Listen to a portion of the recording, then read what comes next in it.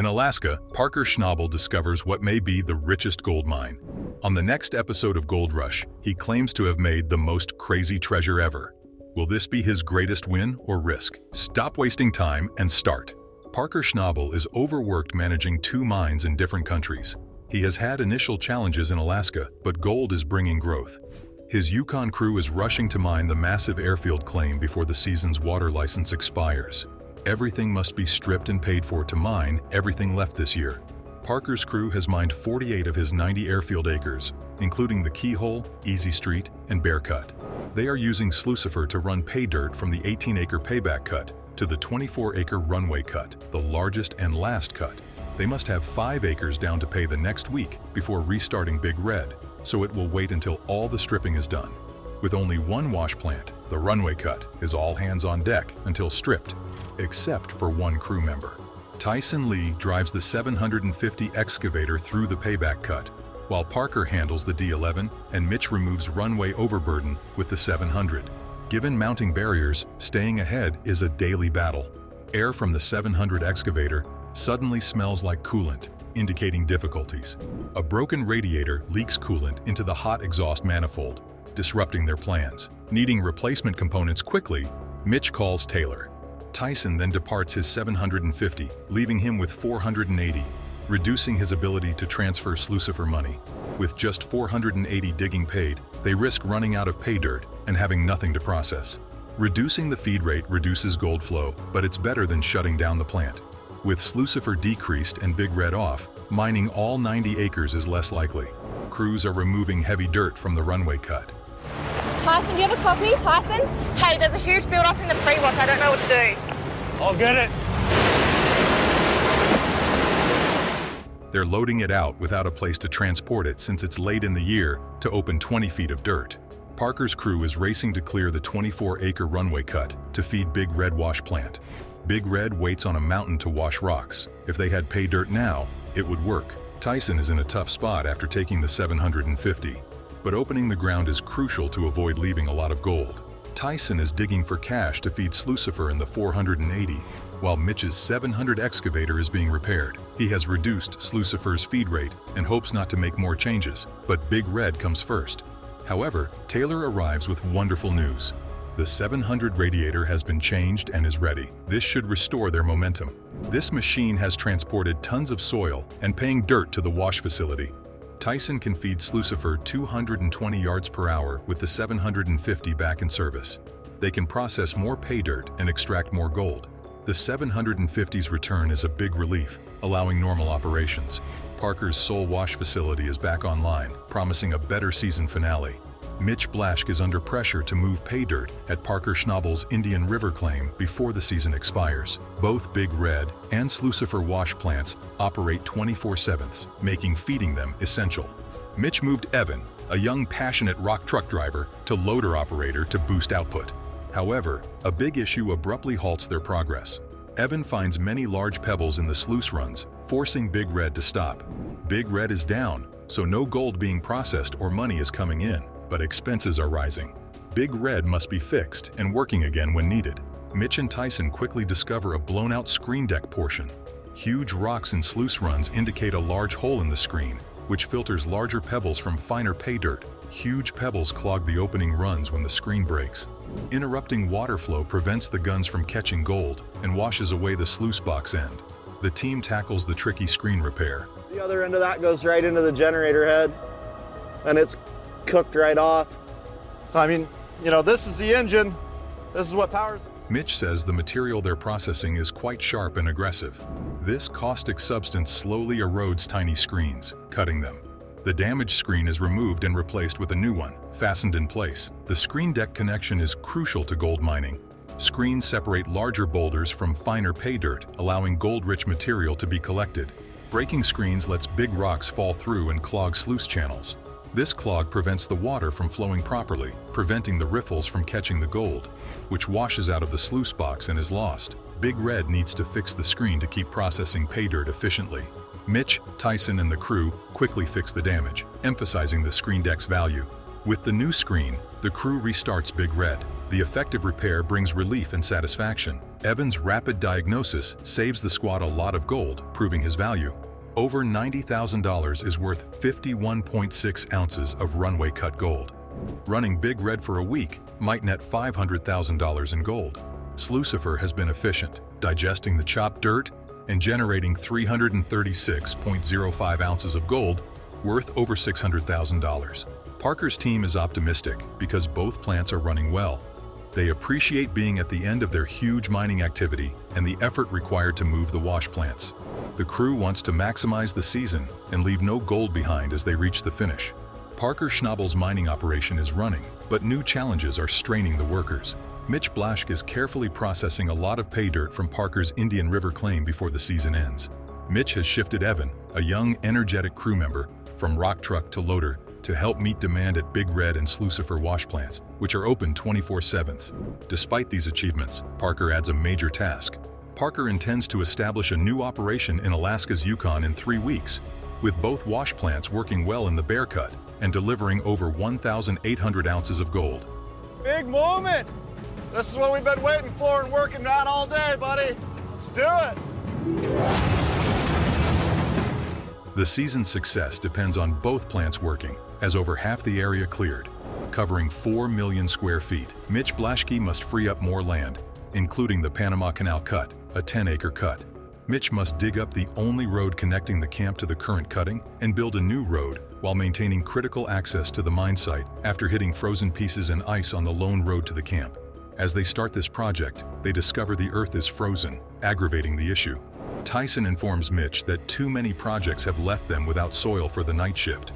Parker's frequent plan modifications cause tension, but Mitch's crew is determined to finish the last 350 feet of the new road. They connect the new road just in time, allowing cars to dump pay dirt. With the new road, they can pile dirt and run wash machines. Parker's staff is under pressure to maximize gold production with limited time and resources. Machinery runs at maximum capacity as trucks load coarse tailings. Parker's all-or-nothing decisions push the crew. In 12 hours, they finish the road, enabling vital wash plant access. Mitch examines Parker's bold strategy, knowing that gold miners cannot hold gold underground. Justin and Tyson contend with frozen pay dirt impeding gold recovery in the machine. Cold spring weather makes the permafrost refuse to thaw. The frozen substance makes stripping and hauling difficult, despite their best efforts. Mitch agrees to temporarily shut down the plant to melt and strip after discussing the issue. Though risky, they believe it's necessary to maximize gold recovery over time. By freeing up labor and resources, they aim to strip more efficiently when the weather improves. The workforce prepares to melt and strip as the facility closes, knowing that their success depends on their ability to respond to challenges. They take the risk with drive and teamwork, knowing it will pay off. Parker's decision to cease operations on Big Red because of financial worries. There you go. That's dead nuts. I just need a rock. Yukon hammer. Is a deviation from their usual 24/7 running plan once sluicing begins. Parker takes this smart risk due to rising fuel costs and the need to boost income. Parker hopes postponing the wash plant will allow his staff to strip more land and expose it to the sun to thaw. The success of this strategy depends on good weather, which Parker is willing to risk. Nona Lovelace, the office manager turned heavy equipment operator, uses the 73-ton D10 dozer to cut through the deep permafrost. The frozen ground makes mining difficult, but Nona's passion drives her to go. Nona thinks mining is fun since you can overcome obstacles like permafrost. Due of permafrost's harshness, the D10 dozer's blade peels up, stopping progress. Big Red's downtime is compounded by this setback, placing pressure on the team to fix it soon. Technician Smith and welder Dan Colon rush to repair the D10 dozer and restore service. Their efforts show the gravity of the situation, as every moment missed means lost cash. After the suspended pay downtime, the crew resumes operations with relief and worry, despite the shortcomings. They made over $290,000 in gold during the shortened week. While this is a break, Parker knows their situation is terrible. With so much soil to process, any more delays could hurt the season. Parker Schnabel is meticulously planning to capitalize on a potentially successful pay streak with the 4-acre wolf cut on the other side of the claim. Parker wants to deliver 1,000 ounces of gold this season, so he needs to efficiently access the pay dirt, which is 30 feet underground. The crew must remove 100,000 yards of overburden to reach gold-rich soil. The approaching season makes this duty urgent and requires careful planning and hard work. The group meets many hurdles along an old dredge pond, made worse by the flooding. Parker realizes the muddy conditions are making things harder. He warns about big machinery getting bogged in the mud and stresses the significance of careful maneuvering to avoid problems. Michael Baudry, a new crew member, keeps calm despite the obstacles. Michael brings tenacity and perseverance from past adversity to the group, ready to tackle any challenge. There with a chain on the excavator, get it up on dry ground so we could work on it. It must have shut off or the silt got in there and plugged it up. Water escaping melting permafrost complicates excavating. This unforeseen event floods the cut with pond water, threatening their efforts. Parker and his staff plan to manage rising water levels after realizing the problem. They installed a sump pump to regulate water flow and prevent floods, allowing them to control the dig site. Parker perseveres to maximize the Wolf Cut's potential and ensure no gold extraction is missed. Mark cleverly floated the pump on old pontoons to prevent flooding. It's a race against time to rescue the season and keep the money flowing. Mitch is stressed with only 5 days to launch Slucifer. Summer seems to fly by. Mitch places Slucifer in a 30-ton pad and installs the super stacker for speedy pay dirt processing to meet Parker's deadline. Getting everything ready for surgery is a race against time. The crew races to finish Slucifer before Parker arrives from Alaska after repairing the super stacker. As they board the 120-foot super stacker, nervousness grows. However, it elevates and hits the free wash, marking a major goal. Parker is closer to digging out the 90-acre airstrip and starting his Alaska enterprise with 2 wash plants. Despite challenges, the team is determined to keep the gold flowing. An unexpected conveyor blowout halted production, but Parker's crew quickly restored it. Big Red continued to extract gold from the Easy Street cut, securing revenue. Chris detailed their earnings, showing a considerable increase over last year. Having the super stacker at the cut is a big step toward making Slucifer operational. Mitch and his colleagues work hard to cover every detail because failure could slow them down. The conveyor plug occurrence shows that mining always has obstacles. Parker's quick thinking and the team's resourcefulness allow them to solve the problem swiftly, demonstrating their flexibility to unexpected conditions. The crew's recent successes and future prospects keep them upbeat despite their problems. When they hit 1,500 ounces for the season, they feel accomplished. Parker warns them that the Alaska operation is coming up. Hustling. You got it pumping, huh? Yeah. The more you start revving it, the faster it goes, but the chance of it blowing up gets a lot better. The crew knows their success depends on their ability to stay focused and go forward under difficult conditions. Parker and his team are driven by purpose. Despite challenges, they are committed to a record-breaking season. Mud pits and equipment failure have plagued Parker Schnabel and his gold hunting team. They persevered through determination and resourcefulness, showing their unrelenting commitment to success. Parker's leadership and hands-on attitude have helped the team overcome mining's complexity and create confidence in their ability to succeed. Parker remains certain that the work will be beneficial as they open new cuttings and push through the toughest terrain. Parker Schnabel's gold search is looking good with a new Alaska operation and promising results. Do you like this content? Subscribe and follow us for more. In Haines, Alaska, Parker Schnabel, a young gold miner, was born to his grandfather, John Schnabel. John Schnabel was the miner's grandfather. His experience taught him the importance of putting in a lot of effort and the results of each gold nugget that he extracted from the ground. By the time he was 16 years old, he had taken over the family firm and started making deals with prominent figures in the mining industry, such as Tony Beets. He also had the ability to get land leases and demonstrate his capabilities on national television. He had amassed more than $13 million worth of gold by the time he was 25 years old. On the other hand, the high expense of pursuing gold was accompanied by the costs that were associated with operating a mining operation. The equipment that his team had to transport was so expensive that it might be compared to the price of some people's homes. These machines required continual maintenance, operators with specialized skills, and a substantial amount of gasoline. Another mound of cash was labor of some kind. When he made the decision to invest in Dominion Creek, he put $15 million into that enterprise in the hopes of receiving a return that would propel his career to the next level. The celebrity that comes with being on reality television comes with a number of benefits, including admirers, public recognition, and a consistent revenue stream that is not necessarily dependent on the price of gold. On the other hand, it comes with a spotlight that has the potential to make every failure feel a little bit more painful. As a result of Parker's investigation, he discovered that when the cameras are on, people are waiting for errors, which are what keep reality television going. However, despite the fact that his crew toiled relentlessly and put in 75-hour weeks, the weight of leadership was firmly on his shoulders. It wasn't simply that they were employees, they were also the ones who knew him when he was at his worst and in the gutter. Not only did he owe them a wage, but he also believed that this business could continue to function. His personal life was falling apart in addition to the strain that was being placed on his finances. It was during the 7th season of Gold Rush that viewers had the opportunity to become acquainted with Ashley Ewell, an Australian veterinarian nurse. He had been in a relationship with her. The termination of their relationship in the year 2017 left him obviously upset, and the fact that he was emotionally vulnerable in that way does not make mining any different. In the moment that Parker disclosed that he had declared bankruptcy, he accepted defeat, so revealing a level of betrayal that extended beyond monetary considerations. Walk away. Yeah, walk away. I'm gonna go get a thermos. Is there some gold here? Yeah, we're gonna waste.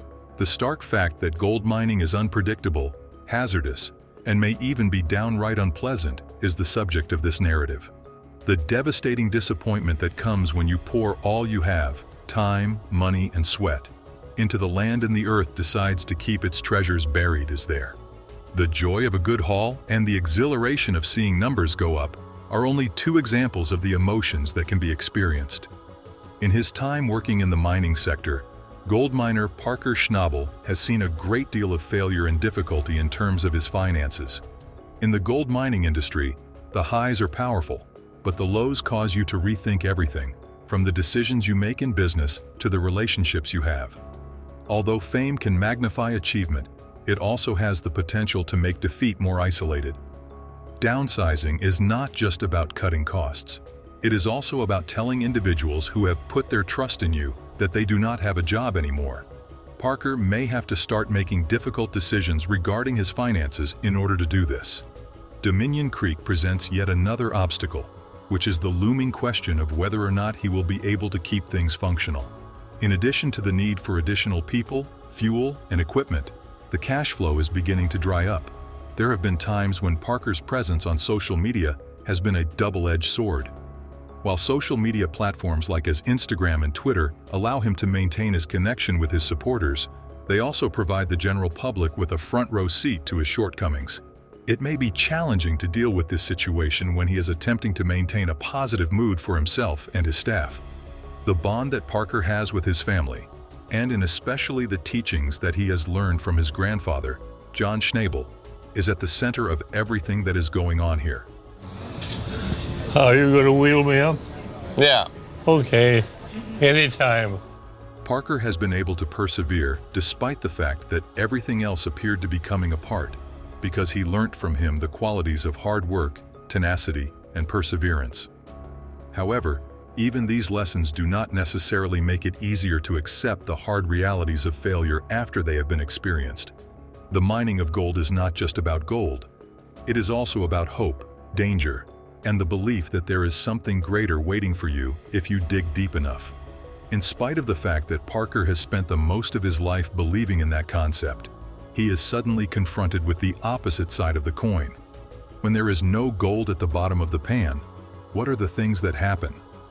Parker is not the first miner to suffer a significant loss, and it is highly unlikely that he will be the last.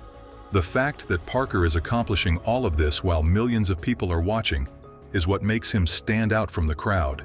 All of the mistakes and failures that have occurred are now available for the general world to view. It won't be simple for Parker to take the next step. It is difficult to make a living in mining, and the financial losses he has sustained are significant. However, it is possible that there is something to be said about the manner in which he continues to get up, even when circumstances appear to be dire. When it comes to gold mining, tenacity is just as important as luck, and Parker possesses both of these qualities in plenty. Is that sufficient to have a positive impact on the situation?